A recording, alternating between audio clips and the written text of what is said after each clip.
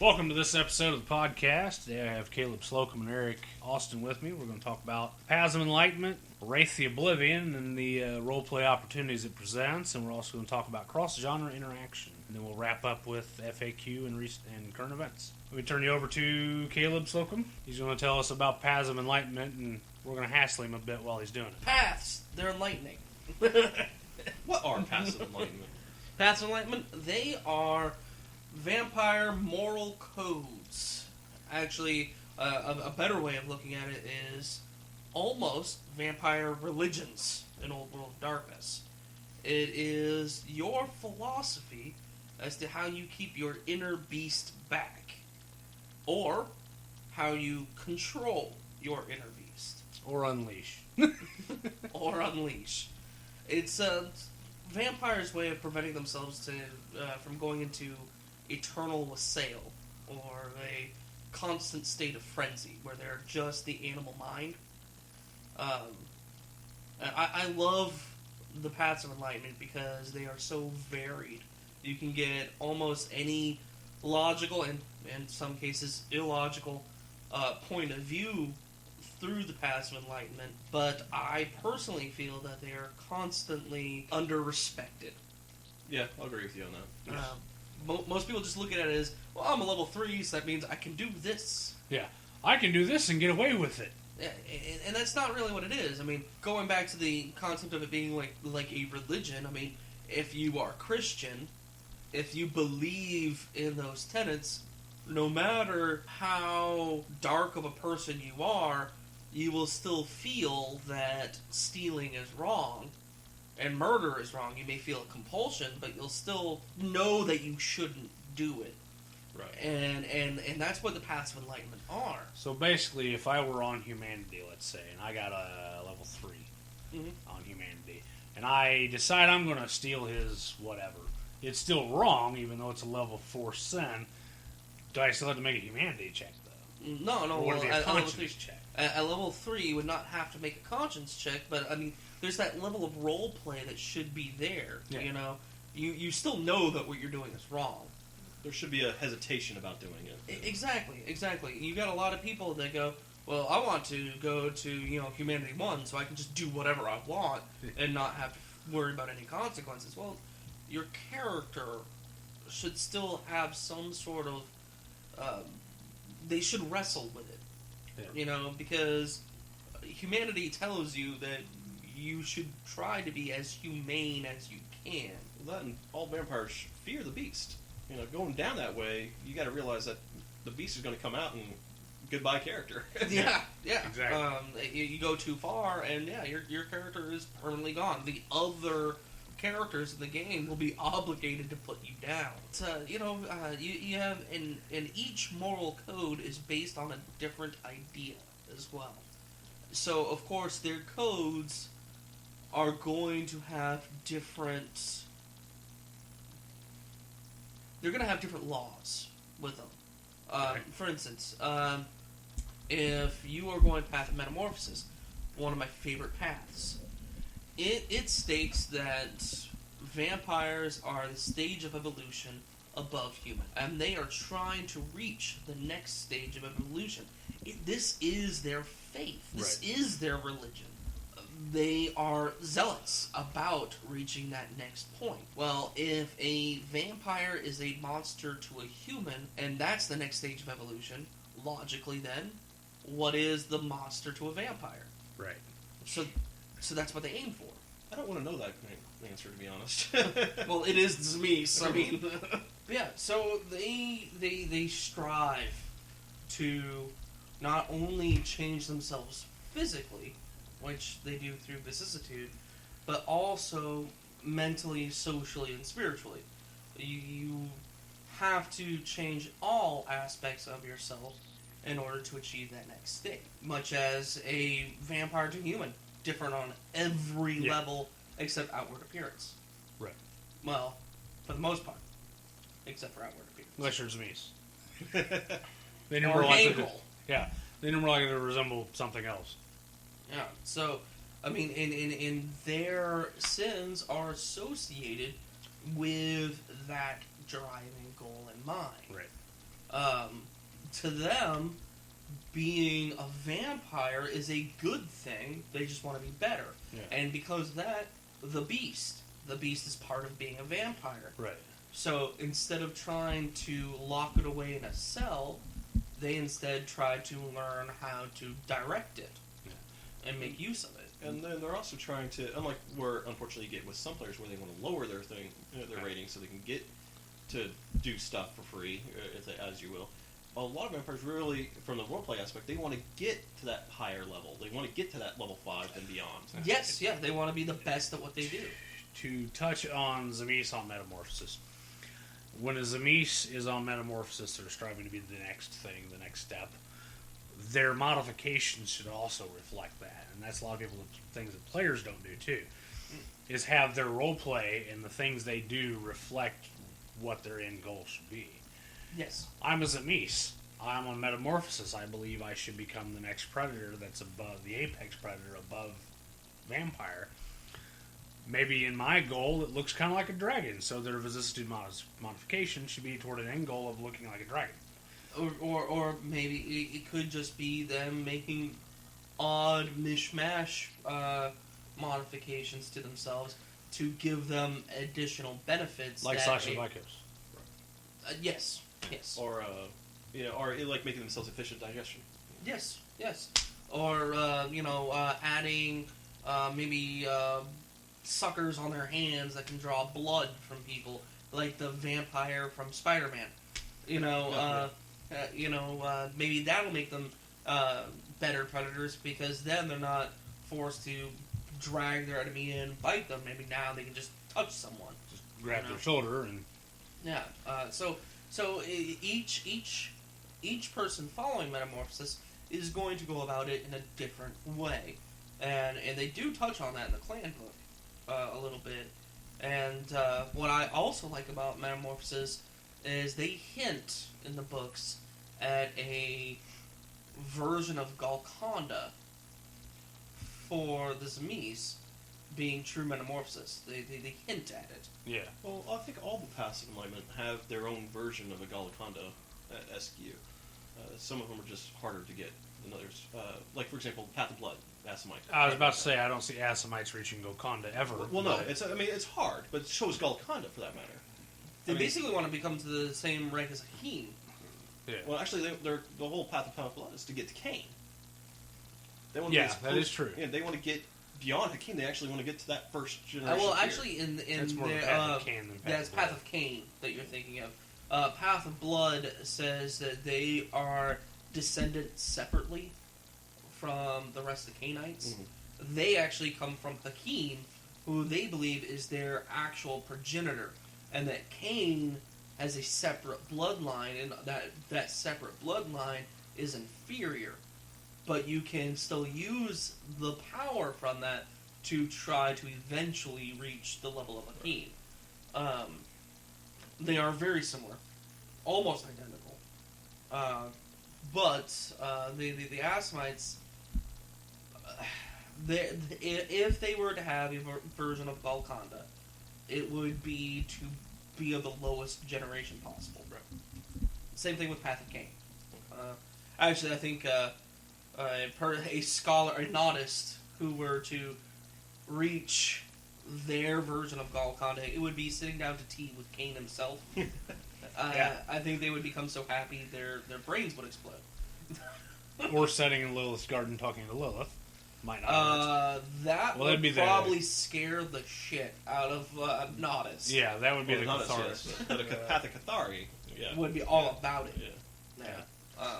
But there is a different each path. I think each path has some sort of hint of a supreme state of being. Yeah, I guess I could see that.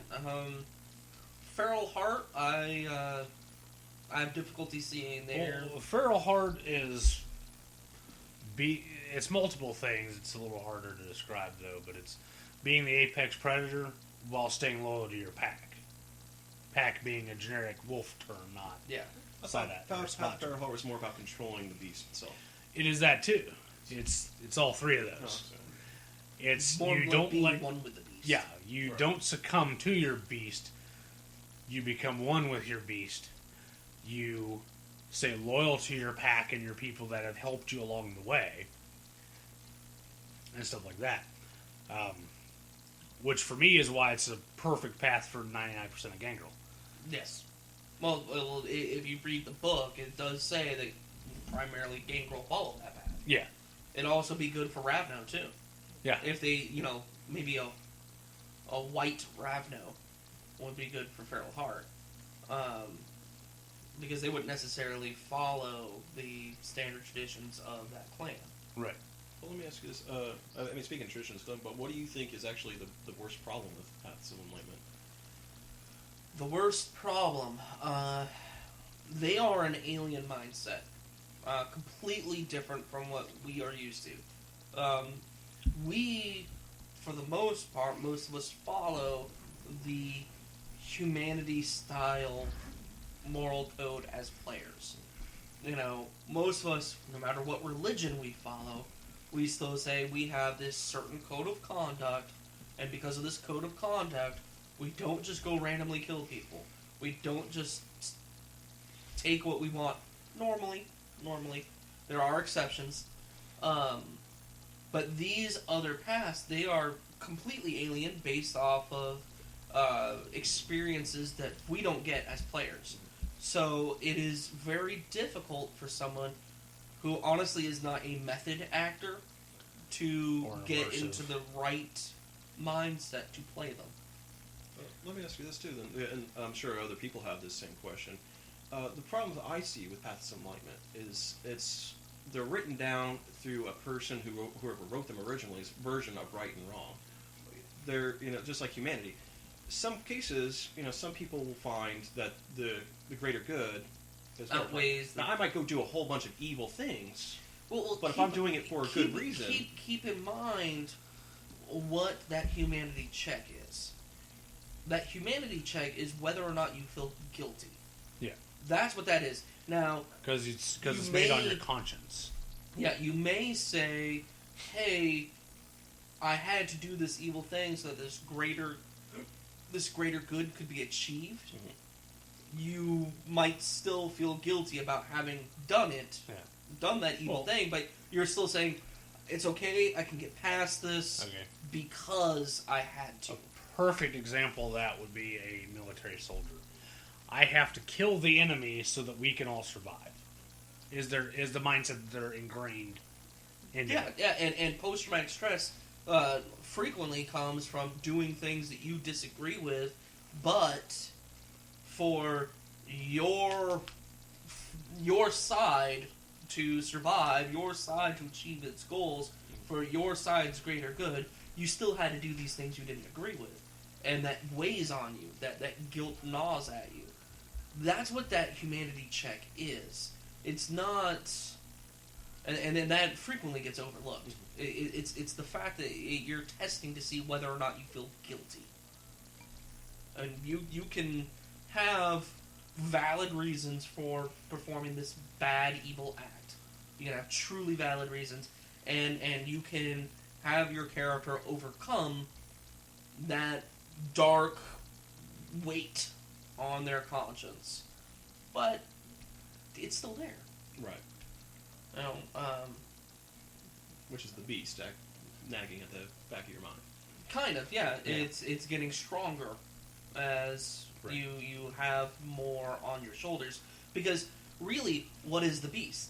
The beast truly is convenience. Yeah. It is you doing what you want, even when your morals tell you not to.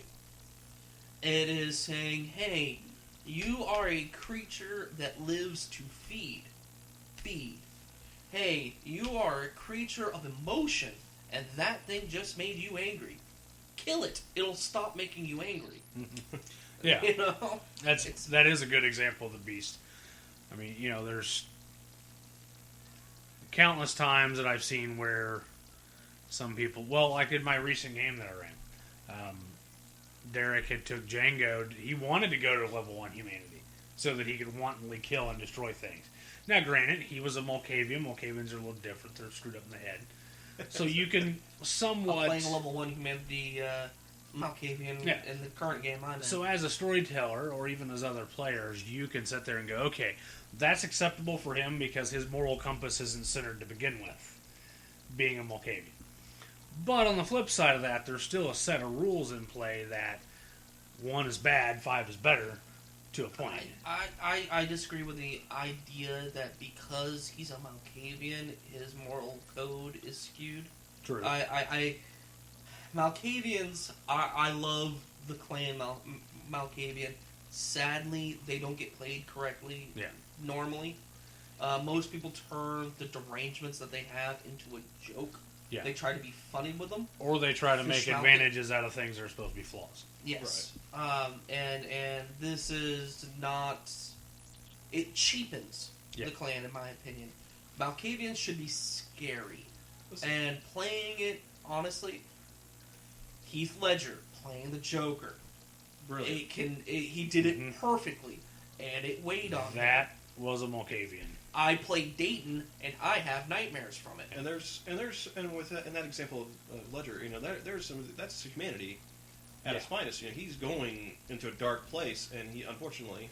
Well, and the type of actor Heath Ledger was, he immerses himself in the role he's going to play. Right. Method actor. He is the type of person, if he's going to play a role that's a bum, he'll go live on the street for 6 weeks just to see what it's like, so that he can better portray that in whatever movie he's playing. But that's where the humanity lays in, though. And that's what made his humanity break, trying to play this Joker character, trying to play the Joker who is fucking psychotic. That's an understanding. And it is hard for a person that's sane and normal and to walk away from that. To walk away from your sanity and play a psychopath. It is really hard to act and pretend to be a psychopath for 6 months before you play the role, and then go back to being normal after you're done. That's why when I play Dayton, I can do it 2-3 sessions. I then have to take a break because, like I said, I play this character. I get nightmares and notice that when I'm talking to people outside of the game after having gotten into that mindset, it gets difficult for me to get out of the mindset. Yeah.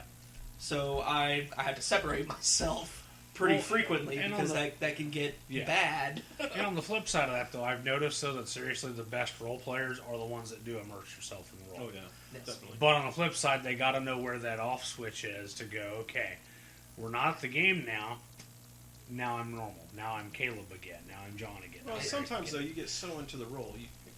It takes a minute to unwind. Yeah, well, actually, I think the real difficulty there is the fact that no matter what character you play, your personality is in that character somewhere. Yeah. For instance, when I play Dayton, he is my dark side. Yeah. He is all of those negative things I constantly want to do, and I shut down. He would be my beast. And that's an interesting thing to point out, though, because that's also, our passive enlightenment from a real perspective. These were actually codified things that somebody somewhere. I mean, this isn't just all entirely made up stuff. Sure, it's all based on something. They all went into some sort of psychological analysis on things to get this. So that was one thing I noticed with White Wolf is, when you read the vampire backstory and you see, okay, Cain was the first vampire, and they go real in depth about Cain versus Abel. Mm-hmm.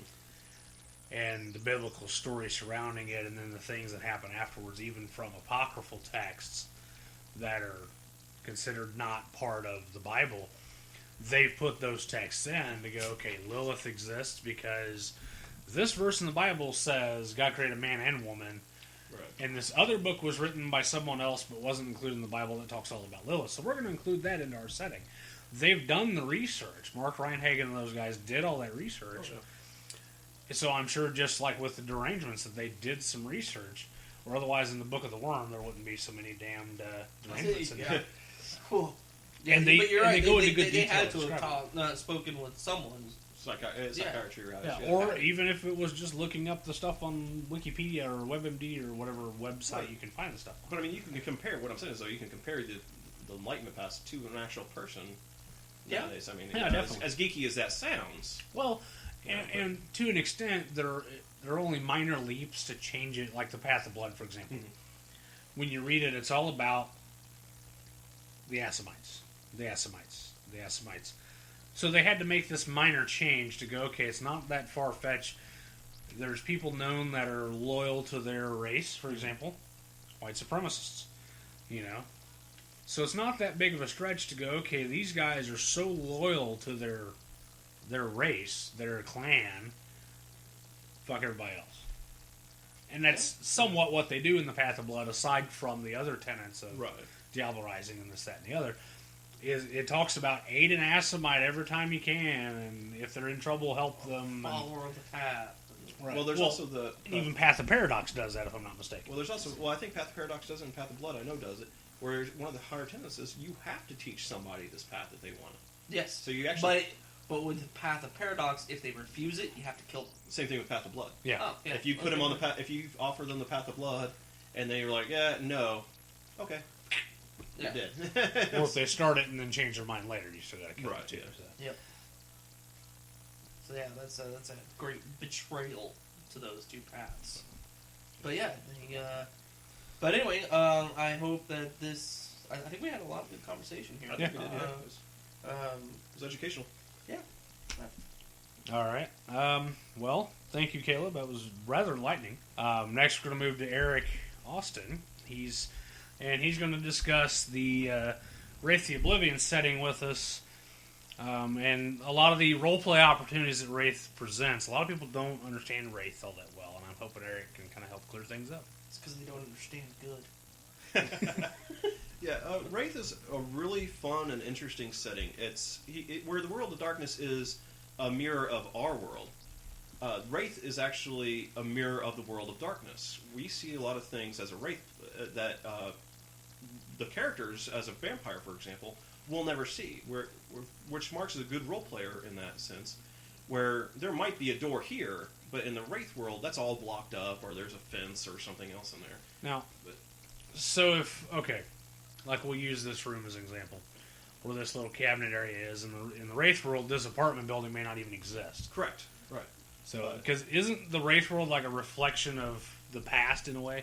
In a way, but it's a reflection of emotions. Emotions. Okay. Because anything that has a lot of physical emotion that has been attached to a site or an item. So like a place where someone died, for example. Right. If it dies or is destroyed, it sometimes will manifest in the Wraith world as an object there. Okay. Now, some buildings there exist, and that's where the dark shadiness of the Wraith comes in.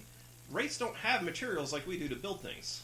No. They use wraiths to make things. Each others. Right. You unpunished? Congratulations, you're alive for all of eternity. We're going to turn you into a steel girder. You know. You are now my flip-flops. Precisely. Right. I mean, That's probably worse punishment than any Giovanni can think of. Just about, actually. But actually, worse than any Giovanni could perform. Wraiths will fear the Soul Forges more than they will ever fear even Augustus Giovanni. No matter how nasty they can get. He's kind of a wuss, though. Well, yes. I'll use White Wolf's own statement on that. He's a rat bastard that needs to die. Yes. Hey. Yes. But Wraiths have so many role-playing opportunities in them, not just because of the terrain that they have to traverse, but also they have to talk to themselves in a sense because they have the shadow, their version of a beast, but a lot more intelligent, a lot more darker. So it's just their darker side. It is. It's literally their dark side, and it's constantly talking to them. It's not gnawing at them. It is literally talking to them. So a lot of times you'll see a good role player will talk to himself, telling himself to get stuffed, and people are like, what the heck? So you almost have to be, or portray schizophrenia in a way. To a degree, yeah. Kind of. In each shadow has a different archetype, too. It does. So, I mean, you might have the monkey. You know, the guy who is constantly on your back. Right. Joking around, trying to get you in trouble. Or they're the goody two-shoes, trying to get you to stop doing shit. No, the shadows don't do the goody two-shoes bit. Well, I was just using it. Well, yes. There will be the overprotective parents. The shadow is the evil Jiminy Cricket. Oh, God. It's your little cricket that is telling you to do all these bad things and not telling you to not eat the apple. You know, it's... Yes. But, the problem with race is, and this is probably, I think, the reason why a lot of people don't go with it, is because there's a lot of people that look at it at the high end first and just go, it's overpowered. Especially in cross-genre games. A Wraith can really decimate a vampire if it's a high-level Wraith. Right. Versus, a high-level... Obliviate. Well, right, yeah, Obliviate or Argos. Well, like one thing I found with that is you take a starting character, of each of the different genres. A Wraith, whereas it has innate abilities and various things it can do automatically or at little XP or 3-point cost, Right. compared to all the other ones, they're also not as powerful. I can move this chair in the real world because I have to cross through the gauntlet. Well, it's not just that, but the basic Wraith is all about theatrics. Yes. Mm-hmm. That is where the role-playing opportunity comes from with Wraith, especially in a cross-genre game. Yeah. You can do so much fun with theatrics. Yes. You know, and it's, people look at And it as Pandemonium. Oh my God, Pandemonium. Oh, And yeah. especially if you have a storyteller that's willing to work with that. Oh, too. yeah.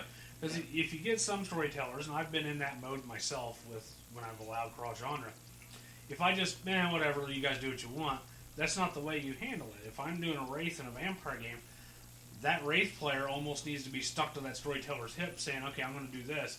Then the storyteller can go up and say, okay, the walls start heaving back and forth and bleeding blood and very theatrical. Right. That is actually, in my opinion, the proper way to do it if you're in a cross-genre game. Yeah. But, we talk about it being high-powered.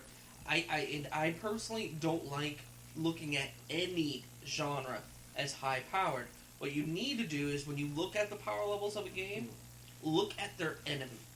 Who is it that they fight? Yeah. Well, like werewolves. Everybody's like, oh, the werewolves are walking carpets of death. Well, against the vampire, they are. Not even some... Yes and no. Depends on what... That'll be another argument we'll have later. Yes. But yes. Werewolves are big and bad when it comes to physicality. Right. They shift into Krynos, they get 8 bonus physical traits. No one else gets 8 bonus physical traits when they shift forms, really. True.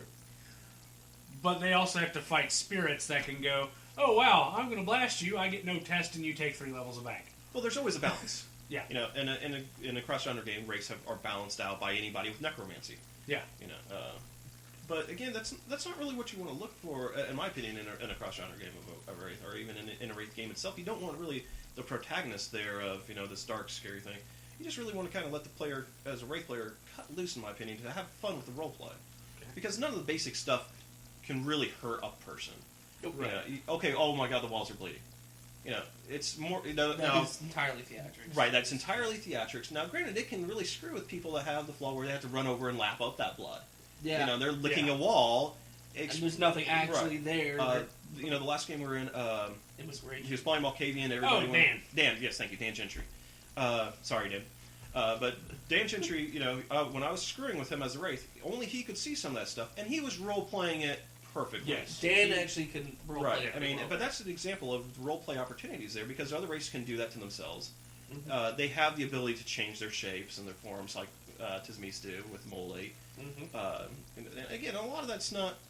the level of interaction that a Wraith gets with the physical world is very limited. But there's extremely limited. Don't they have to have a specific power to even interact with most of them they do. They have to have, like, Oblivion, or Outrage is what it is, the power is called, will actually cross the Shroud at the higher levels. Argos will. But, you have to take... What people fail to realize is that even from when you're playing it, you have to take so many different powers just to get around in the Wraith world. Yes. Because Wraith is constantly being assaulted by what they call the Tempest. Yeah, which is like a giant... It's a giant storm, yeah. It's that's rifting through the spirit world. I like to... Not to be confused with the Maelstrom either. Well, no, not to be confused with Maelstrom. But I like to view the Tempest as pure chaos itself. That's a good example for it. Yeah, and it is every potential bit of creation possible all at the same place at the same time. And another good thing about Wraith too is, if you want to get into the dark Dungeons and Dragons, if you will, of Wraith has at the core of its primary antagonist Oblivion. Just there's the mouth of Oblivion that sits at the very bottom of the Wraith world, almost like a black hole, and right above that is the Labyrinth, where White Wolf has admitted the worst things in their creation are sleeping in this labyrinth. Yeah. The Malfiends. Very absurdly powerful, insane things. Not gods, not anything. Malpheus reaches into the They just kind of want destruction of all. And if they ever woke up, it probably would have happened too. But you can have that element where race can go down there, because then you have the dark race, which are specters running around. And you do have your rewards, so it's not all doom and gloom. Right. It is a very depressing game because that is the boring Yeah. Well, and you got to realize you're dead to begin with. Well, yes, I mean, yeah, vampires are dead. Well, too, it's not but- just you're dead. You're dead, and then you're stuck being dead. It's not. Yeah. Where's my reward, or where's heaven, where's you're hell? dead. You know, You're it's- stuck being Well, dead. that You're actually in a different brings up realm of existence. The Isles. Yes, there are Heaven the and Isles. Hell. That is. There are the Shimmering Isles. Wow. There are the Far Eastern one, and Wraith actually encompasses every genre that White Wolf has created. Yes. Wraith, the Oblivion itself focuses more on Western religion, if you will, but it does actually tie in because you can cross this Tempest if you actually know a way to get over there and find the Yomis, the Jade Empires, Yep. and each of those series have it. And they do have their Cain reference in there too, Charon, the ferryman.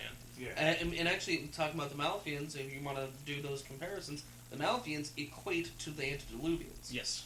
Well, and they also equate to, there's actually a realm in Werewolf called Malpheus. And Werewolf refers to the Shadowlands, which is the Wraith world, as the Deep Umbra. Or no, Or Dark Dark Umbra. Umbra. Dark Umbra. So, I mean, yes, Wraith does touch all these other game settings. Now, the thing I think you have to worry about, though, is when you do try to do a cross-genre with Wraith, is you don't want to go by what the genre that your primary is, in my opinion, on the rule set for it. Yeah. You just want to stick with just the Wraith book. I know it's a very outdated book, unfortunately, but the powers are so very limited on that. I mean, Yes. And hopefully with By Night Studios taking up the old MBT books, that they will update things like the Shining Host. And I hope they will. I hope they so do. do I. And bring them into revised or But 3.5. you know, whatever and the you should hell never edition play. they call You it. should never play a game, in my opinion, for the powers. Right, exactly. Fully That's one of the things I love 100% about agree. races. That races are not structured to a clan, so Exactly. you don't have to go. Oh, I want to play this clan because I want to do this. The one thing I hate the most, he knows who I'm talking about. There's a player that we've interacted with in the past, who I'll not name, that he will build his character specifically designed around one specific power or item. Yeah. I could name about 5 that do that. Yeah. And we're not So going. it's We're not mudslinging here. So then it's like, oh no, you don't have that item anymore, so guess what? Now your whole entire concept is toast. Sure. That's why, like with my werewolf, it's like, okay, he's a lawyer, he's a philodox, so he's a judge, but I hadn't really developed, he didn't have a central focal point that if he's without that, he can't do his stuff. See, that's why Wraith works though, because you can roleplay so much. Yes. The thing that binds you to interact with the physical realm too, because you can have that Wraith game where you have a bunch of mortals and you can try to do that, is your fetters, which are objects of your own personal love and desire that you've had Something in life. you want to protect. Right, and you protect those at all costs. And those are like your anchors to the world. You lose all those, and I'm sorry, you can't come over anymore. Right. Yeah. But then so you have that level where you do have that. Okay, let's go protect this. So you do have a lot of stuff to do, but you also have a lot of roleplay where you can kind of mess with other people. You can interrogate. You can just heckle and hassle somebody to no end.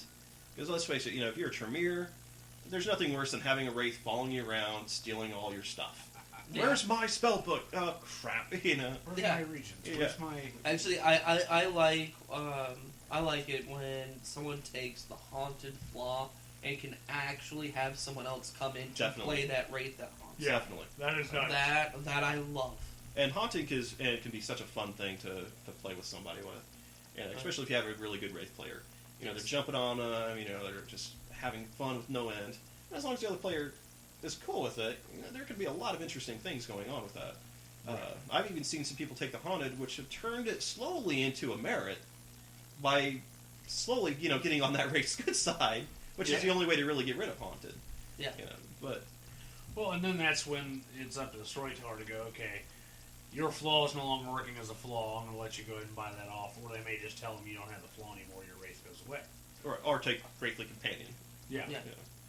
I prefer going the method of buy it off and then I will give you the merit. Sure. That's the I method go I with like that. to go Right. with. I mean, that takes a lot of time, and that's a lot of Yes. role play Yeah. and cooperation between the two I players. do got a couple of questions about Sure. Wraith. This is mainly to help the listeners. We talk about certain terms like the Shroud and the Shadowlands and various other things. Can you explain It it? might Sure, help yeah. to explain Right, what yeah, it's sure, about. yeah, That sure. way somebody's not listening going, what the hell's the Shroud? Well, the Because if they've only played the Vampire. shroud is an invisible barrier, if you will, that protects the living world from the underworld. If the Shroud were not to be there, then all the Wraiths could freely interact with with our world all they wanted to. Not just the Wraiths. Right, well, yeah, there'd be a lot of things. The Shroud is just another name for White Wolf's magical barrier that protects the Earth from everything. Yeah, because every Shroud, genre has Gauntlet, I'm sure. right. Every genre has a version of the Shroud. The Shroud can get weaker in certain areas like graveyards or Vampire Elysiums and whatnot. But then primarily that's what the Shroud is. It just stops the interaction from being too easy. Like the skin of it's like the skin on a human being. Or I was gonna say, the tension on surface water, of water. Yeah, right. Surface tension of the water. Yeah. You can pierce it, but it's there to stop you from just freely going through. Yeah, that's like if you jump off of a high area into water. It hurts. Depending on how you hit that water, it's going to hurt. Well, regardless of how you hit the water, depending on your height too. It's going to hurt. Like if you belly flop into a pool, it hurts a lot worse than doing a cannonball. Right. But and that's how Wraiths actually kind of get through. Is they try to cannonball through the barrier, right? Versus belly flopping through it, because that Shroud will hurt a Wraith that tries to cross through it. You can see now belly flopping under it. And then of course the absolute law of Wraith society is, in typical Wraith anyway, is the Stygian society, yes. Which is ruled over by the Death Lords, who are put in control by a guy who decided to leave, called Charon, the original ferryman. Yep. He left the other ferrymen in charge, which are your typical Grim Reapers. Yeah. They'll run around. Most of the times you'll be good with them. Sometimes you'll be bad with them. Don't piss them off. Yeah. Why does it sound like a television show that I've watched before? Oh, it's because it's Dead Like Me all over again. Exactly. Yes. That's exactly what it is. But so the different terms that you have in there, I mean, you have like the Charon, the Stygian Death Lords. Those are just NPCs and characters. Hopefully you'll never have to interact with. Yeah. Should never have to. Right, yeah. If Charon walks up to you, you have to start questioning what's going on here. Right. Is this a game I want to play in? Yeah. Right. What was the other terms you were asking me about? I'm sorry. Shadowlands. How about Stygia? Stygia is an interesting concept, actually, because it's several different centuries toppled on top of each other. So you have the old Roman Empire, you have the old Babylonian Empire, and because the black hole of Oblivion keeps sucking it down, it keeps getting built on top of Stygia. They'll take the buildings and whatnot and put it on top of older stuff and move it as they can, so they have this bastion against the Tempest from eating them. Because if they didn't work for the walls of Stygia, the Tempest would actually destroy them. Huh. So if you actually were to look at Stygia, the way it's always been described is it's a monolith of past civilizations. You can find just about any civilization there if you really dig down deeper. Including World War II London actually appears. World War II London, Carthage. Yes. Some of the pyramids. I think there was even a reference to some ships being part of it too, like old famous pirate ships and whatnot that sank. Even possibly the Titanic there. Anything that actually had a lot of emotions actually gets put in there. Yeah, the Titanic's bad in any realm, so it's going to sink there. Right. Yeah, there you go. But it's also not just buildings and stuff. Wraith actually has. We found out toward the end of White Wolf's current run, or old run, I should say, of the Gehenna cycles, was that they had nukes, the original nukes that dropped on Hiroshima and Nagasaki. Yeah. Spirit reflections. Right, spirit reflections thereof, but that actually operated. Yeah. So you can just find about anything in there, and a lot of Wraith also has a lot of good reading books, just like a lot of other White Wolf does, where they talk about that. And there's characters in there that will ask for the most mundane things, and this is another good role-playing opportunity: socks. Yeah. Yes. I want to collect socks. There's a little girl NPC character that White Wolf made that collects socks. Because how many people actually feel emotionally connected to socks? Precisely. Because of that, there are almost no socks in Wraith. So an actual sock could be a high-value commodity because it's so rare. Everything that crosses over the Shroud, that if it has an emotional attachment to it, which becomes a relic at that point, all relics are worth something to somebody. It doesn't matter how vague it is, how important it is. But there's plenty of relic teddy bears. Oh yes, There's tons of relic teddy bears because so many kids get attached to them. Or variants. But there's almost no relic bullets. Right. Because no one feels attached to one. Yeah, bullet. how often do you Right. see a relic condom? I mean, Well, you know? Well, I don't know. Some people might be attached to that, but woo! I finally achieved it. it hasn't broken yet. Saved another. But it's there are so very few things. But like you said, bullets. You'll never see Wraiths usually walking around with a gun. Yeah. You might find them actually carrying a gun, but an actual bullet, forget about it. Because, like Caleb just said, who gets attached to a bullet? Yeah. Now, there's... Well, there are some crazy people. Well, sure. Well, yeah, and there might be a few relic bullets out Right. there, but Right. they're going to be so You're mostly- rare. you're mostly a rich finding, man like- if you have it. You're mostly finding, like, swords, Yeah. daggers, throwing knives. Usually hand weapons that have been crafted, I guess Right. would be a better. Something that could see a lot of use. Like there will be a lot of relic guns. I bet you anything... Plenty. Yeah. But they just won't work because there's no ammo. Well, I bet you anything there's probably the relic Pope hat. Probably. There's stuff like that. I want to play in a game now where I have a relic Pope hat. Yeah. That would be kind of cool. So, yeah, I got this from the Pope. Hey, I'm how's the it- dead Pope. Space Look. boat. Space Pope. And then that's the other thing too. That's actually the fundamental point of speaking of deities and stuff. That's actually the fundamental point of all race. All race don't really want to stay there. Yeah. They actually Ooh. want to find transcendence. They want to get to their If they higher believe in reward. it. But they don't necessarily want to obliviate either. Right. They don't want to You obliviate. got the few suicidal ones Right. that would rather. In fact, actually, in Stygia society or race society, that's actually kind of a little bit of a hot topic. 3 factions. Right. There's 3 factions. There's the Stygians. There is the the Marauders. No, that's I'm Mage. I'm sorry. That's Mage. You have The Legions. the Legions. You have the Heretics. The Heretics. That's one. And then you have Rebels or You get one faction that wants to believe that there is this higher purpose and that they'll go on. You have another purpose, and that's the Heretics, surprisingly, is that they believe that there is a higher end goal here. We can actually go beyond the dead realms. Transcendence. Then the Legions, unfortunately, they're a race that are so old that think that they'll never get there, that they made this whole philosophy that there is no greater it. This is it. Yeah. This is death. Have fun. This is You what will it be is. you will be part of our society, or we will destroy you Well, and their version of destroying is and turn you Yeah. into goods. yeah, goods or something. And then the third faction, you've got these rebels, these people who say, screw you both. I'm just going to live my death the way I want.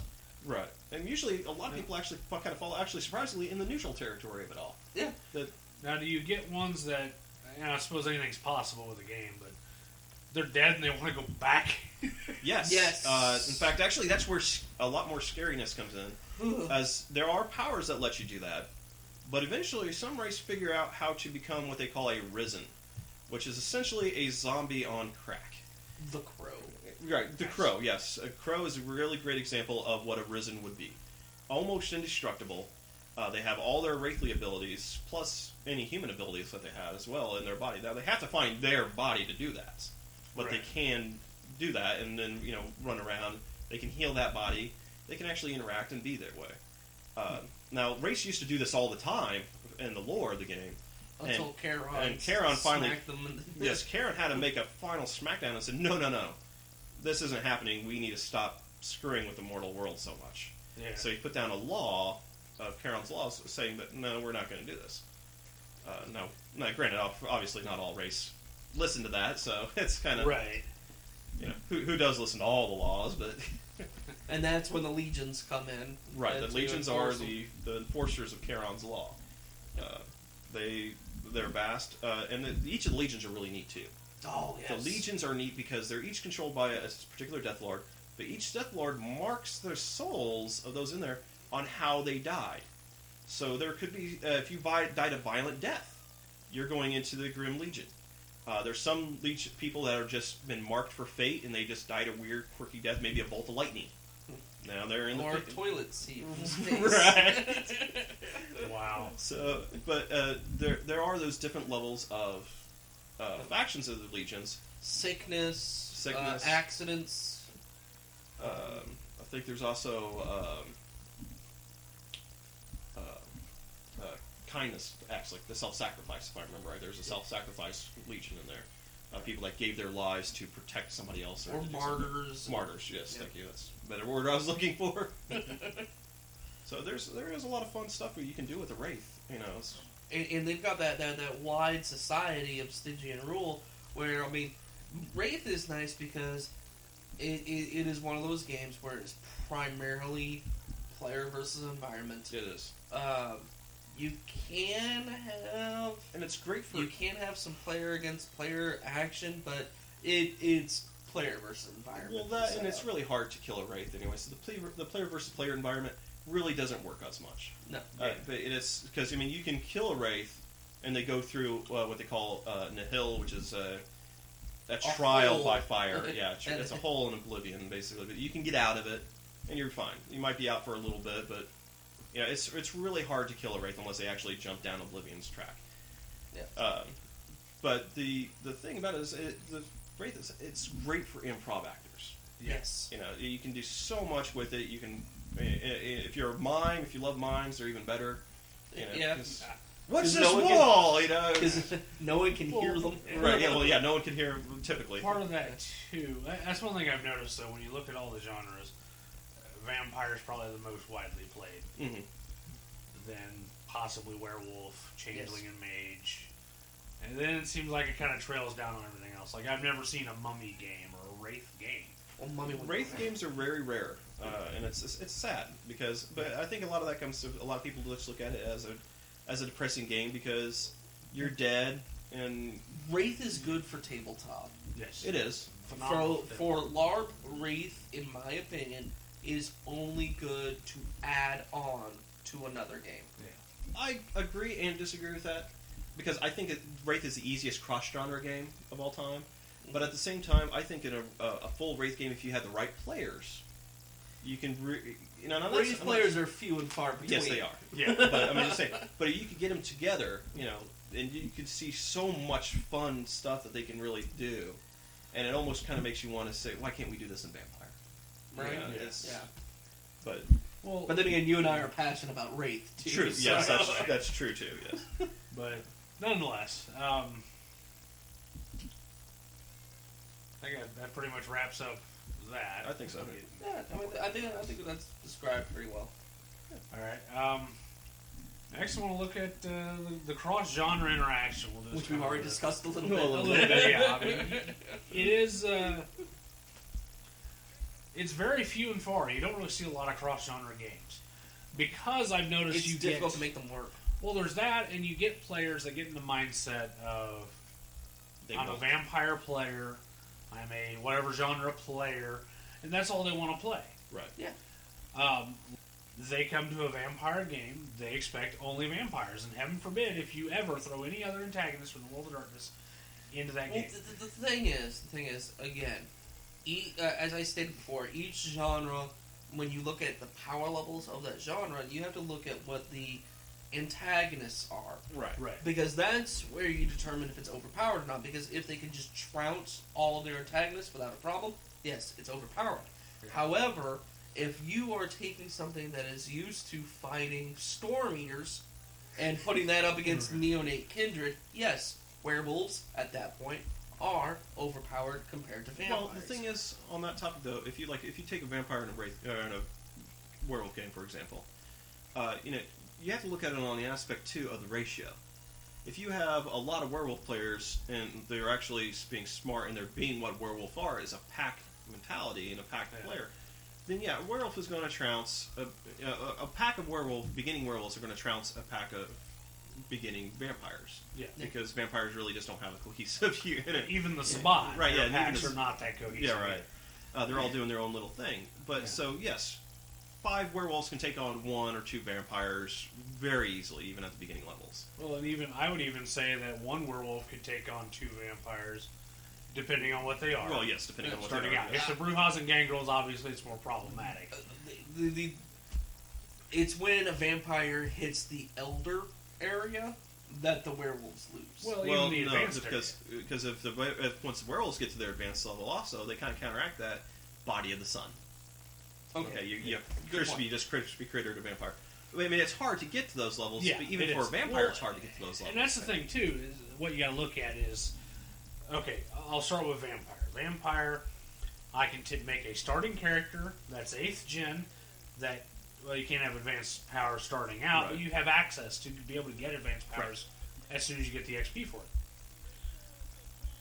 Werewolf, you start out at rank 1 most times if the storyteller's being generous. Sometimes they start you at rank 0. Right. Then you can't get any higher in your powers until you gain more rank. I can't get advanced gifts till I'm rank 5 after I've spent 8 bazillion XP. The difference there, though, you can actually increase your rank. Vampires, it's what you start off with, or you commit a Vampires horrible sin. are static, Yeah. or you commit a horrible sin. Which Werewolves gets you killed. grow. Yeah. Yeah, werewolves grow, and dependent on how the storyteller does their renown, as to how quickly they grow.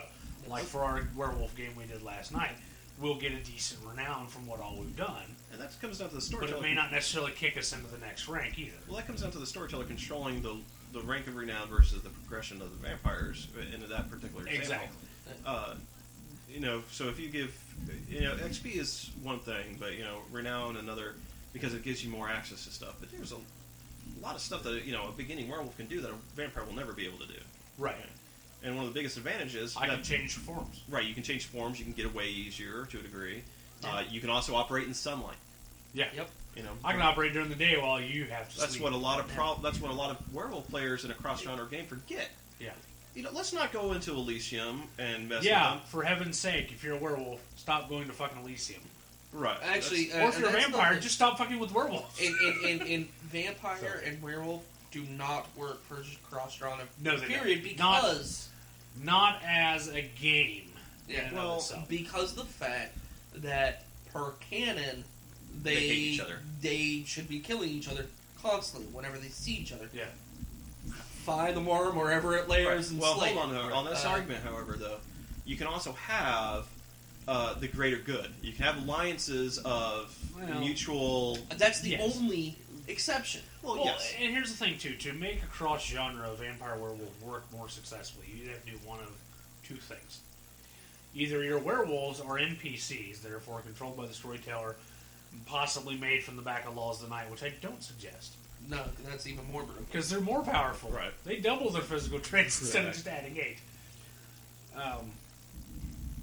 Or you make it like it's two separate games. If you have a large enough area, werewolves over there, vampires over there, and a storyteller for each Right. one. But you also have to monitor that, though. Make sure both storytellers are in cahoots. Exactly. And also make sure that they're the player, communicating because we've back had and this forth problem and before in a communicating past with game, and I won't say Yep. say names, but we had this problem. But the problem with that is that the werewolf storyteller if it was wanted the my werewolves game, you could to kept coming over to the vampire game all the time, with the purposes of A, gaining renown, and B, to screw with all the vampire players. Yep. And which they try to do on a continuous basis. Yeah. Now that's not saying that what they were doing was necessarily bad. Okay. It's just the Now, problem according to the canon of werewolf, Right. that's the right thing to do. Right, but at the same time, you've got to look at the balance for your game Sure. as a storyteller. You got to sit there and go, okay, if I'm going to allow vampires and werewolves to coexist, how do I want to handle it? Do I want, okay, I've got a vampire that's a static being in that he's whatever generation, he's always that generation unless he commits a horrible sin. And I have werewolves that have to maturate and grow. Do I, okay, everyone gets X amount of XP for the game, and then werewolves automatically get renown, so they can grow their rank a little quicker to get the advanced level powers? Mainly, that all that does is subside the bitching, to be honest.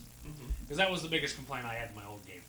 I had werewolves and vampires, and werewolves were always complaining, we're only rank 2, we only get basic powers. Well, yes, but your basic power, you can talk to spirits. I don't know any vampire that can do that as a basic power. No, it's not. I mean, it's, You can step sideways. You have rage you can spend to get extra actions. that and Yeah, you I can throw a test. I'm in a room. I will say the Elysium. Like, Sure. you know how most vampire games are? We're building our Elysium up. We're going to have this sophisticated system of electronic crap. I have a werewolf that has a basic power that I throw a test versus a number of traits, and then spend a number of traits, and everything stops working. yeah. Even And your it's- butter knife. Right. Yeah. Sorry. But yeah, I mean that's the thing. What a lot of werewolf players forget too is that vampires have to spend their XP on everything. Werewolves get to bank a lot of that XP until their rank grows, so they can max out their other traits. They can get their Gnosis, their Rage, and whatnot up. Well, and So they can have this. They're a more Yes. well-rounded character, Right. where a lot of vampire Werewolf- players focus on one or two things. Werewolf allows you to maturate. Mhm. Vampire is mainly focused, and more so in LARP, on path to power as quick as possible. Unfortunately, because And the reason I say mainly in LARP is because in tabletop you start out with an ass load of abilities. In LARP you start out with 5. Sure. So in your average LARP as a vampire, unless depending on your clan again, you tend to go, okay, brawl 5, dodge 5, or whatever. You crank up the brawl That's on your something side else that bothers me. so that you can is attack that everybody and defend. goes that way. Yeah. Man, you read the book. A level in ability is competent enough to make a living. Yeah. Level 2, you are professional. 5, and you Yeah, are right. creating new things for that field that Right. other The- people will Well, it's use. like The to problem- be a what's the highest level of learning? A doctorate, or is there one beyond doctorate?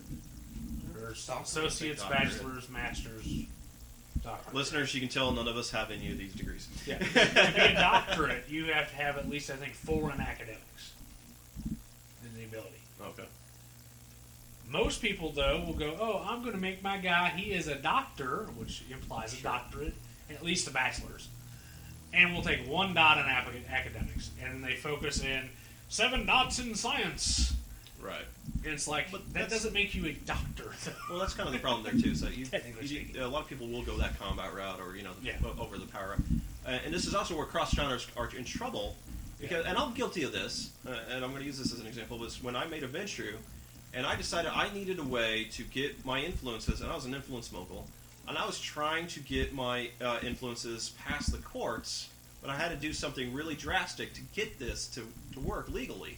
So I secretly had my character had from his plant was transporting some toxic waste materials through where I found out where the werewolf Karen was in Eagle Creek Park. For some odd reason, I've no heard one about this. no one questioned the line of toxic waste containers going through Eagle Creek. No one questioned it, but sure. I had it arranged where an attack took place on it, Oh. and one of my own, but I had my own security force show up to try to counteract it. Well, they failed because they were late and they weren't allowed to be on there, and the toxic waste mysteriously spilled out and contaminated the Karen. So yes, was I screwing with the werewolf players on that one? Mysteriously. Yes, it was very mysteriously. I have no idea how it happened, but so I mean, my plans were going off to fruition, and I messed with the werewolves like I wanted to because they were a threat.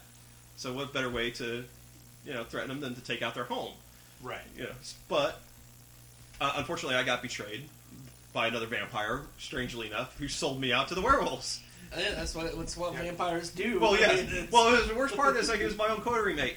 My own Oh, that's something Wow. that really irritates me. Coteries are supposed to be your most trusted allies. You guys have made an agreement. We are going to work together for each other's benefit. We will stand fast with one another against our enemies, and we will all prosper because of it. And then there's always the one guy in the coterie that fucks the rest of the coterie over. Well, And I see it more in cross-genre games than I do in just standard games. Yeah. But cross-genre games really bring out the backstabbery in Well, people more than and- anything And else. part of the reason for that is they're like, I as a player have read all these books, so I know that werewolves can do this or mages can do that. So I'm going to go make buddies with them. Right. And then that causes Super them- friends. Yes, exactly. Well, I have no problem with getting a coterie of a vampire, a mage, a werewolf, a changeling.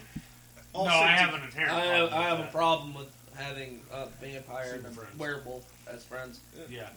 A vampire and a mage, I can understand. Changeling, maybe if it's the right mix of stuff. Maybe it was a Malkavian or Ravenel outside of that. Well, no, we'll have that argument for another day.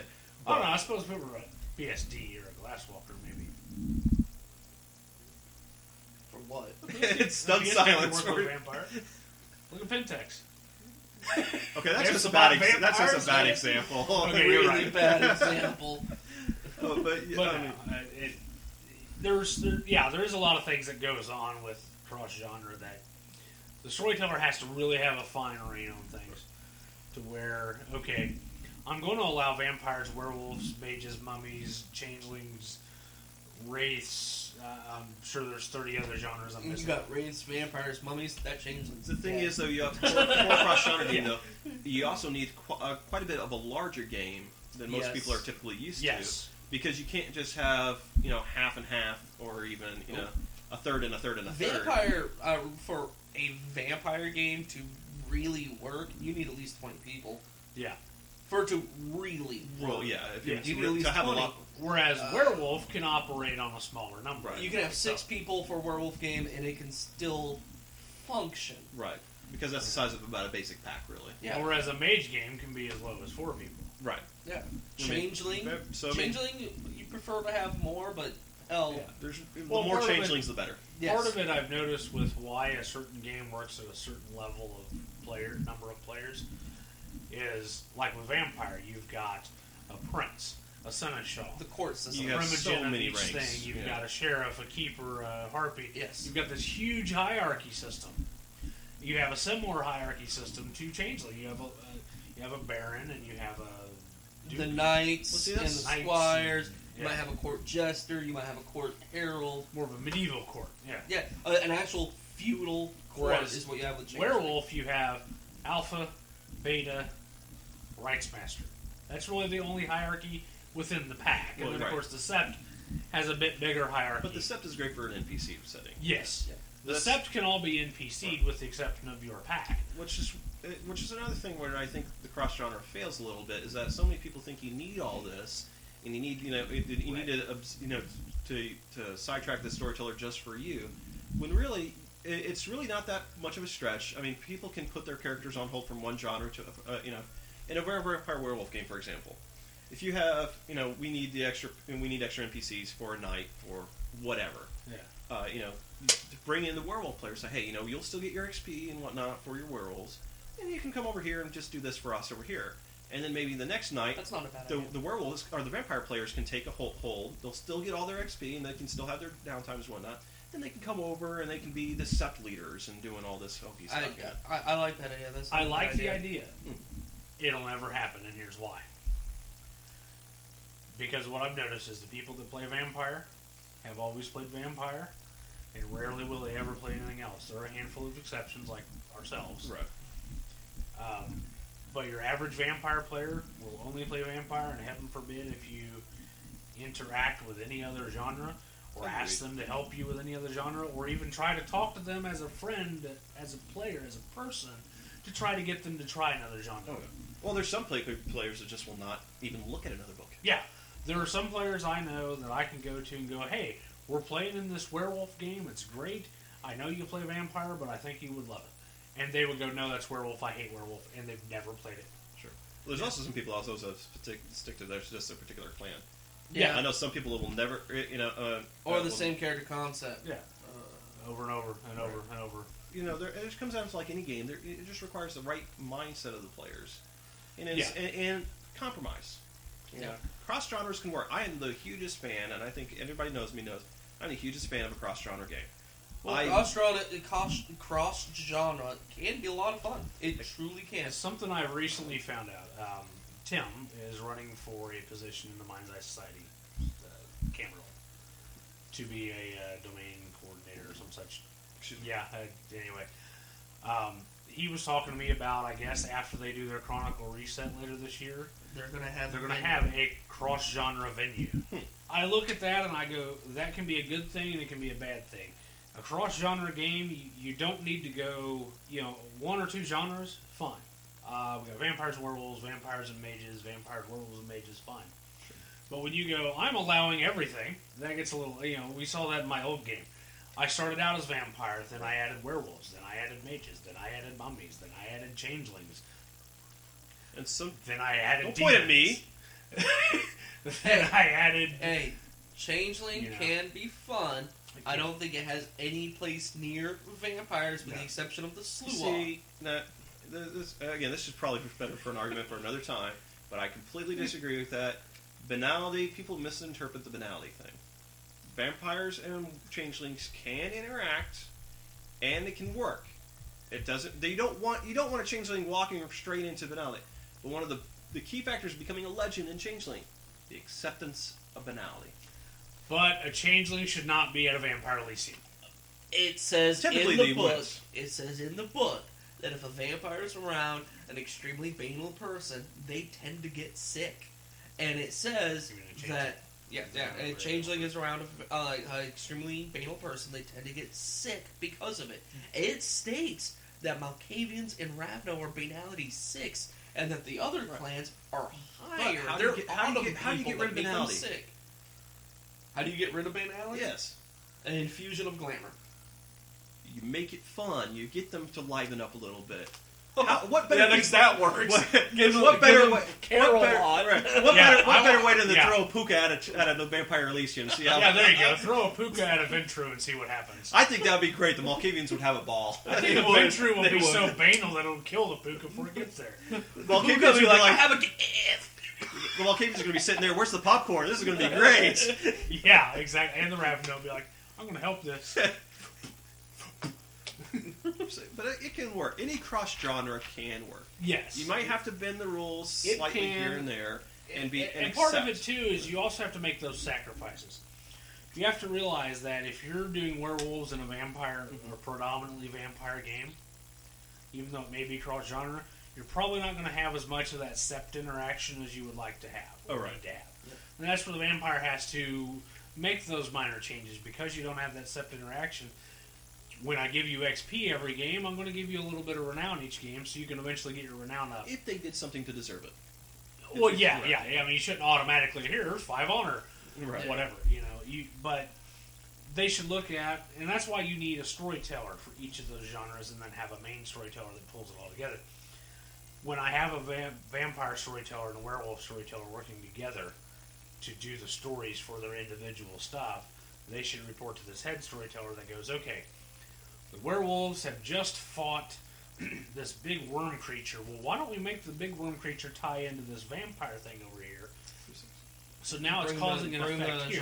Together. And eventually, yes, there will be combat between the two. It's inevitable. It really is. Any cross genre, there's inevitable combat. I think. Well, only if the players take it that way. Because but the players we play vampire, with always take it that way. Because of vampire being player versus player the way it is. Yes. I personally don't feel that any genre that interacts with it can still remain PvE. Again, that comes down to the players, though. Because I've seen games that have been all social. I've been in games where I've never seen a physical challenge thrown. I've been in games where I never threw a challenge. Yeah, I've seen that too. I mean, that's different because you role play out like you're supposed to. But no, it's not that they're role playing combat. It's that they're just role playing. But on that note, though, even in those situations, it's still PvP because you are still trying to one-up one another in the vampire setting. It comes because of that. Werewolf, you have the pack mentality. You are united. Yeah. With Changeling, you have the Ashit, which says, hey, you know what? We're all dwindling here, and the Dreaming's dying. We can't afford to lose anyone else. So even though I don't like you, I'm still going to try to help you out. Wraith, hey, we're all against Oblivion. You might want to turn me into goods, and I will fight you on that. But aside from that, you and I are still allies against Oblivion. Mage, hey, we are united against the technocracy. We may not agree on how we do our magic, but that's the bad guy. Vampire is the only genre that says our core system is infighting. And I think that, though, you look at your enemies again. Werewolf. Spirits, mainly. VSDs, bad guy vampires. Worm taint. Worm. The worm is the core thing. The main evil. Mage has core things. Everything else has something else that's not themselves, except vampire. Vampire's enemies are other vampires. Right. And it's written into the system. That's exactly what I mean. You have the Cam versus the Sabbat. You have the Sex versus the Antediluvians. You know, it's... But for a vampire storyteller to make the game... I won't say successful because that's subjective, but to make the game where it's not a constant 5-hour kill box every game or a King of the Hill scenario, you have to incorporate, you don't necessarily have to incorporate a cross-genre, but you have to incorporate a lot of non-combat or an outside foe. Right. You have to give distraction. That's where the Pentax Corporation as a whole, or a subsidiary that owns something. Like in my game, I had Autumn Health Services at bought Wishart Hospital. Right. Some of the people that had finance and health kind of keyed into it in the downtimes and tried to look into it and then stopped doing it. But had they looked further, they would have found there's this other big corporation over here that's fucking with shit and trying to own things. And then eventually, if they were Venture especially, they would probably have tried to buy it all out. Well, I think I remember that, and the only person that was really looking into it, strangely, was Malkavian. Because Malkavians, for whatever reason, Dan Gentry. tend to take health influence. I've never understood that. I've been in psychiatry. games, yeah.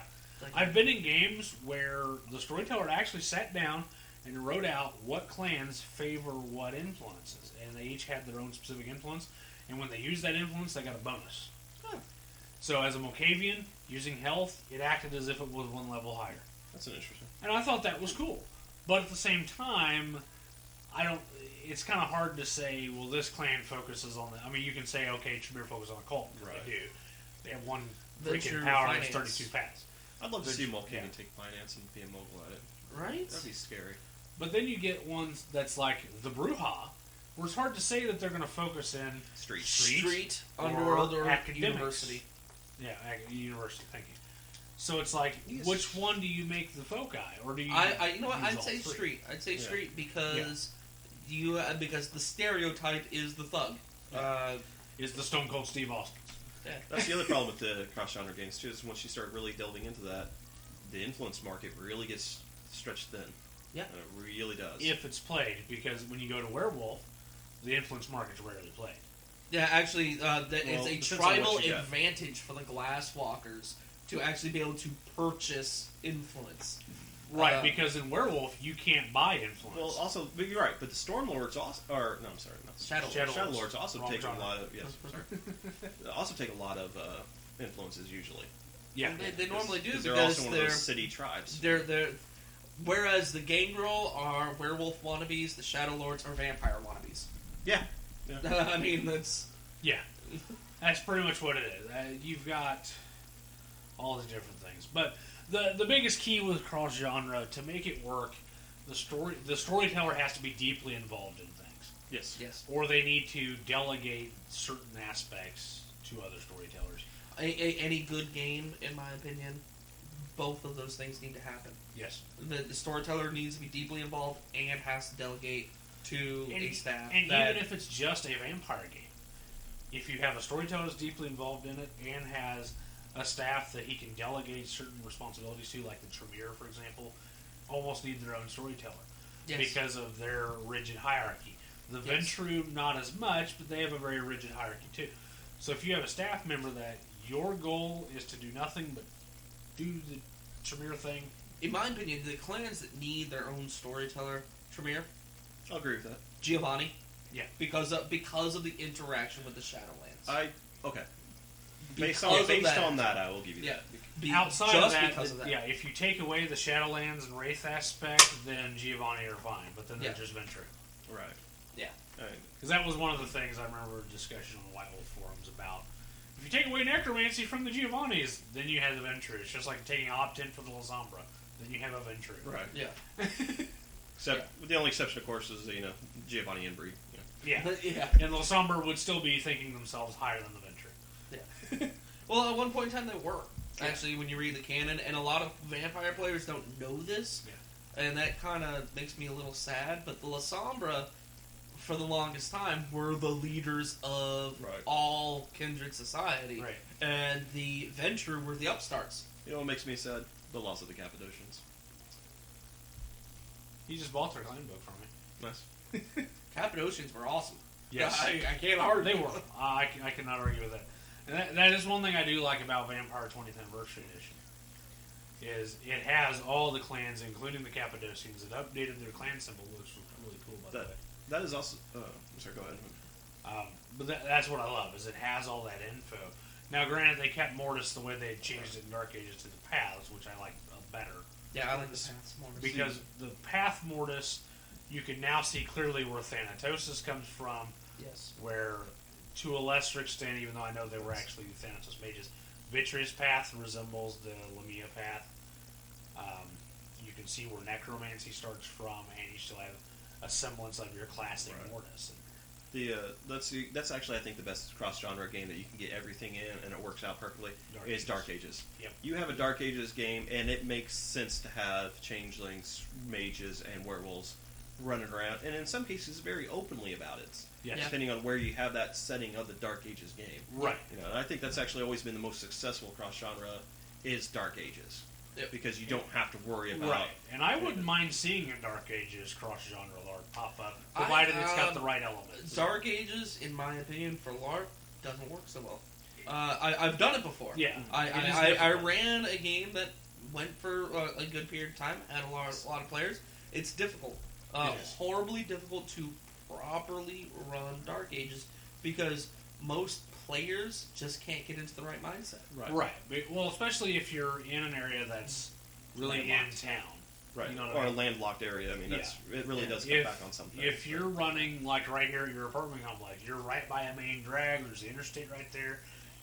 But if you go out to my house, where the only around you cornfield, it's a little easier to imagine a castle right there. Yeah. Well, At the same time, you're not going at to the drive same time, though, an hour. we're With the cross-genre, I feel that, again, you got to have dedication from the staff. You got to have players that are willing to accept the fact that there are werewolves in their vampire game. We're going to move on to some questions, Q&A. I think I'm just going to call it Q&A from now on instead of FAQ. It's not really frequently if no one's asking questions. But one thing I want to add, one thing I see that gets asked, every game I go to, there's always this one rule that you have a problem with. And one of them that I always see is summon. People will ask, okay, or they don't really ask, they just do it. They make it subjective. Then someone asks. Yeah, they'll make it subjective. Like, let's say I'm going to summon you, Eric. Right. We throw our tests, I win. That's why I'm here today. Yeah. You, as a player, should not be traipsing through. All right, guys, I'll see you later. I'm being summoned over here to the warehouse to meet with Fred. Right. When everyone knows that you and Fred have a conflict, and Fred's probably going to kill you. You don't do that. You will wrap up your conversations and leave. Right. If you see someone following you, you try to evade them. And but actually, the way that it's worded worded is you go to the location. Right. You don't even necessarily know that you're going to the person. Well, you know that you're going to that location. You're going to the location. Right. Well, you're going to a location. You don't know who exactly it was summoning you. You just have to make your presence known to that individual where the power is emanating from, not the and location. as a storyteller, you have to sit there and go, okay, this rule is a little vague. Let's see if we can clarify it. And I've seen numerous clarifications. Even one that I did was making your presence known. Well, that depends on your character. If my character has Auspex, has Obfuscate, has... Astral Projection is the best way to do it. Yes, Astral Projection actually is the best way to do it. If you have Auspex level 5, Astral Project to the location and manifest. Hi, I'm here. The summon's over, then you just go back to your body. But let's say you don't have that power, but you do have Auspex, you have heightened senses. So you're probably going to use your heightened senses as you're going to the location to make sure no one's following you. Your Obfuscate, you're going to obfuscate so nobody can see you until you get there. What I like doing is masking as someone else. That's even better. When you're there. Another thing, too, that some people don't realize. So that way you can get a survey of the area, talk to someone. Yeah. Right. They know that physically you are there. They don't know who you are. But they know that you're there. See, I mean, there's some ways around it. Yeah, there are. And there's another thing, too, is, I'm being summoned to this location. I don't feel it unreasonable for a person with Auspex to, before entering the area, turn on heightened senses and see if there's any other threats. Yeah. Then if there are threats, the summon's broken at that point. You now do not have to fulfill presenting yourself. Well, it's just like if you know the location of where you're getting summoned is, and I hate to use this example because everybody breaks the laws of Elysium, but if you know you're getting summoned to Elysium after you just had a blood hunt declared on you, you're not going back to Elysium. You're staying out of Dodge. And also, in my opinion, if your character has made enemies of everyone in the city, and there has actually been direct threats on your life, I don't think that you should be able to be summoned to the city. Well, there are some exceptions. Sometimes, depending on, again, if like you're an elder, and I've done this before in a game where I was blood hunted in a city, but I was an elder Toreador. I had presence. I walked right in there, knowing what I did. Oh, I didn't use Majesty. I said, "Hi, No, everybody." Mass social challenge, love. Everybody in the city was now blood bond. I could see that. But Walk I'll into go it. back. Hi, how's it I'll go going? back to your summoning blood hunted person to Elysium. That was actually a scenario I presented to the MET developer in my old game, and he said, "Yes, you can summon a blood hunted individual back to Elysium, and here's why. Because Elysium is supposed to be a place guaranteed of non-violence, therefore his life is safe, technically speaking. But you and I, all three of us, know as players."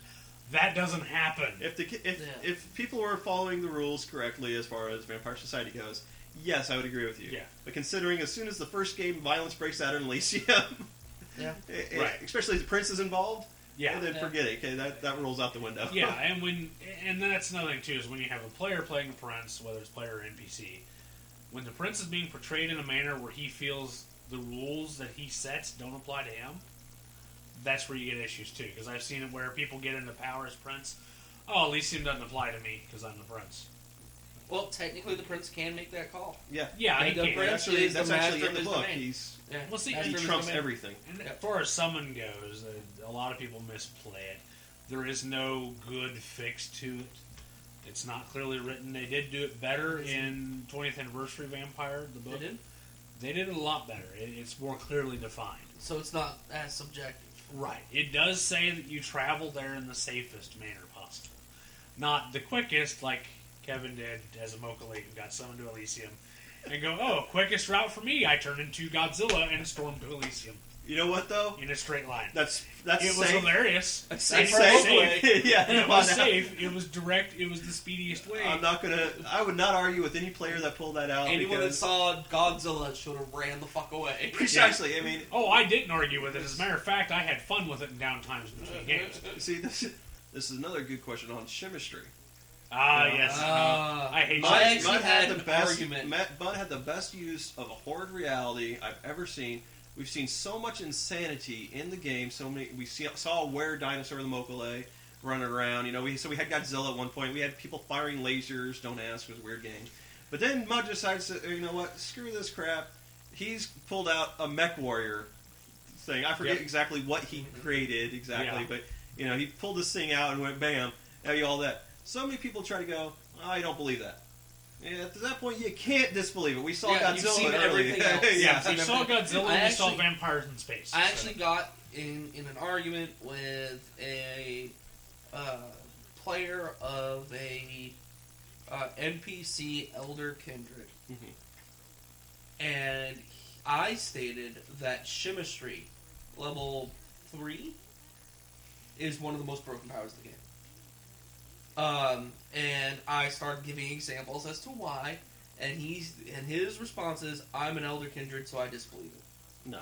And I said, "No, that doesn't work that way." And he stood fast on his idea that no matter what my illusion was, he'd be immune because he's an Elder Kindred.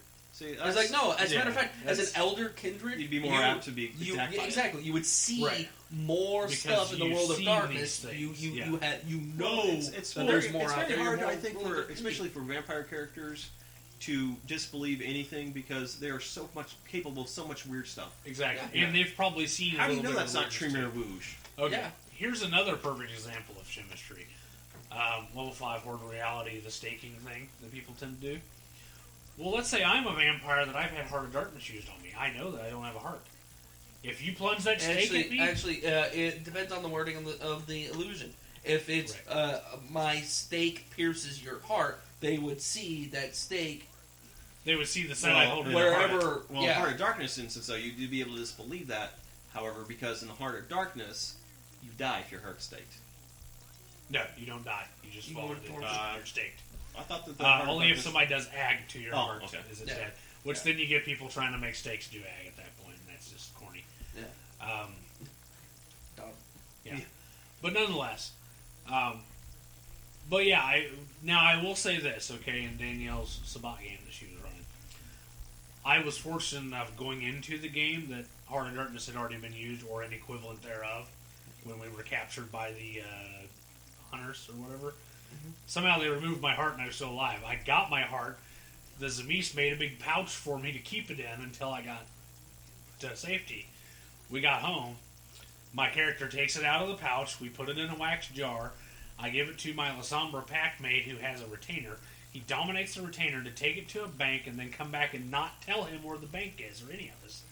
Then we forgetful mind him to forget he ever did it. So now my Malkavian's character's heart is in a jar in a safety deposit box in a bank in Louisville that I don't know which bank. Unfortunately for the poor bank teller who someday gets curious what's in there, what the heck? Yeah, calls the On cops. that note, on that one, I could definitely say, see yeah, Heart of Darkness not, or, disbelief is on your side. Yeah. If there's a reasonable cause for you to say, I don't think anyone found my heart. yeah, and that is what John and Danielle had ruled, because I'd asked them after the one time when you take me. Yeah. I already had my heart was already gone, and I'm like, now wait a minute, I don't have a heart. Shouldn't I be able to? Now, And they go all if the way it- forward because if- of the circumstances. Yes, if it weren't for the extreme all the circumstances. extreme circumstances, I would say that with chemistry, you would imagine in your mind's eye someone finding your heart and putting a stake in it, Right. And then you fall down because you Yeah. believe you should be in torment. If you had Agree just, with for that, yeah. example, buried your jar of your heart somewhere, or you said I'd had it, which Right. is most likely to happening, Yeah. then you probably think the Setite's going to be fucking with you because he wants your attention. Yeah. So, nonetheless, But chemistry is a broken power because disbelief should be It's rare. not. It's not that Yeah. it's a broken power. Again, chemistry is much like Wraith. It's all about It's theatrics. It is It about is. theatrics. I mean, it is. but it can be abused in such a way. Right. Well, so can any theatrics, though. Any theatrics, no matter. Walls, Yeah, but no, any theatrics, yes no matter and no. what. Yeah. Bleeding Walls is a very shallow version of that. It is. But you said any, that's why I chose Well, right, any. yes. But what I'm saying is, you can use theatrics in such a beautiful way, that you can really make anything think it. Like, I don't even need a power to have theatrics. I could be a human walking into a vampire game and scaring the crap out of everybody because I just walked in, loaded for bear, and I'm doing these kind of theatrics and stuff. I got the flyer papers or flame jets or whatever in my shirt pockets. I can do this kind of weird stuff. No one's really gonna. Mhm. Yeah, a lot of people just automatically go, and that's where it comes from. A player's problem of assumption. Yeah. You assume what you see, therefore, it is obviously that. All right. Well, we're going to move on from this to the upcoming events. Gen Con, woohoo! Well, yeah, but we're not quite that far ahead yet. You're not. True.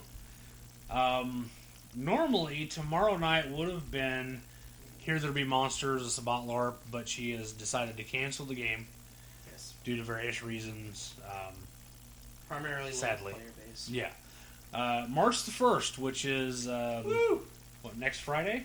Yeah, next Friday we're going to have on March Where the 1st. Wilders are.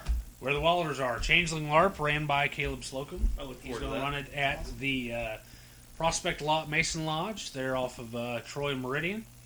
The cost is, what, $5? $5 a head. $5 a head. It's going to go from what time to what time? 7 p.m. to midnight, or roughly midnight. Okay.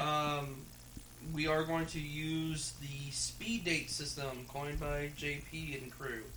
So we're going to develop the history of the city by having people sit down for about 5 minutes at a time and discuss their characters with each other and develop their connections. And then after those 5 minutes, move to the left, interact with someone different. and that sounds like an I interesting have a problem way with to do that. things. No one has a connection with the Sheed. So. And then on the 2nd, the following day, JP is running Trials of Night, Vampire Camarilla LARP. At the same place. Same place, similar time. It's 6 to midnight. Cost again is $5. On the 9th, though, One World by Night. This being March, they're running their Werewolf Moot. It's going to be from 11 a.m. until 5 p.m. at Holiday Park, up off of I want to say it's off 62nd Street. I don't believe there's a cost associated to it. I think you just show up and play with your character. And then Sabat will be going on later that night from 6 to midnight at the Turners in Greenwood at German Park there. That goes 6 to midnight. The cost is $7 now because of the low attendance. They need to be able to afford the site. And it's going. On the 16th is the third Saturday. That's Trials of Night again at Prospected Lodge. They're off of Troy and Meridian. Again, the cost is $5. It runs from 6 to midnight. Great game. It is. So I've heard. But anyway, that concludes the podcast, and hope you enjoyed listening.